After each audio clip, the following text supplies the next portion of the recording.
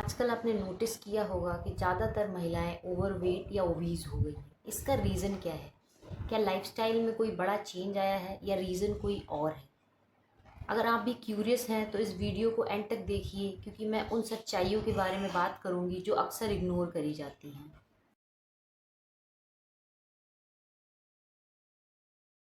सबसे बड़ा factor, lifestyle में बहुत चेंज आया है। पहले का लाइफस्टाइल एक्टिव था। घर के काम में चलना फिरना, बाहर भी जाना, खेती करना, इस वजह से मूवमेंट बहुत होती थी। अब आजकल क्या हो गया है कि सारा काम घर का हो या बाहर का, ज़्यादातर बैठ के ही करना है। घर में भी कपड़ों के लिए वॉशिंग मशीन, मसालों के लिए मिक्सर एंड सफाई के लिए वैक्यूम क्लीनर, सब कुछ एफर्टलेस हो गया है। इसका इफ़ेक्ट क्या है? इसका सबसे बड़ा साइड इफ़ेक्ट ये है कि मूवमेंट कम हो गई है। अब बस खाना है, बैठना है, इस वजह से कैलोरीज ज़्यादा स्टोर होती हैं और इस वजह से वेट गेन होता है। महिलाएं घर पे रहती हैं, इस वजह से उनका वेट गेन होता है और मूवमेंट सबसे कम होती है। उनको खाने के बाद चलना भी नहीं है, उनको बैठे रहना है। इसका सबसे बड़ा रीज़न यही है। पहले घर का खाना बैलेंस्ड और क्लीन होता था।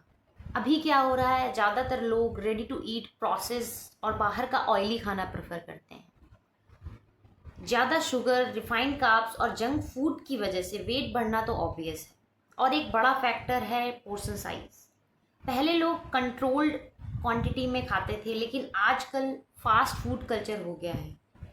लोगों की मेंटेलिटी हो गई है जितना खाओ उतना अच्छा है। इस हैबिट ने ओवर ईटिंग को प्रमोट किया है।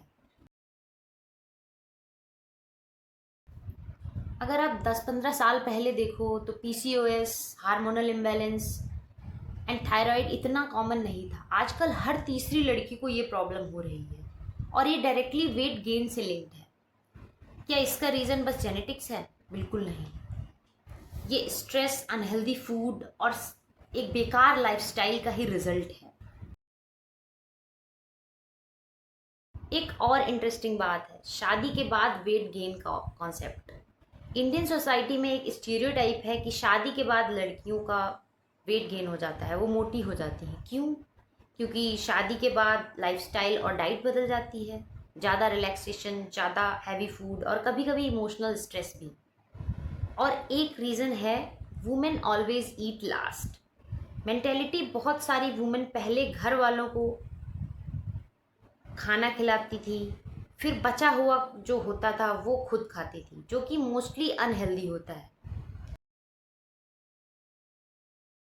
अब बात करते हैं इसके सॉल्यूशंस के बारे में। क्या इसका कोई सॉल्यूशन है? बिल्कुल है। हम इसको कैसे ओवरकम कम कर सकते हैं? हमें डेली फिजिकली एक्टिव रहना होगा। जिम ज़रूरी नहीं है, लेकिन डेली वॉक या घर के काम एक्टिवली करना भी एक तरीका है। डाइट कॉन्शियस रहिए। घर का खाना बेस्ट है, लेकिन पोर्शन कंट्रोल और हेल्दी चॉइसेस पर ध्यान देना ज़रूरी है। हार्मोनल हेल्थ का ध्यान रखना, regular checkups and stress management बहुत ज़रूरी है।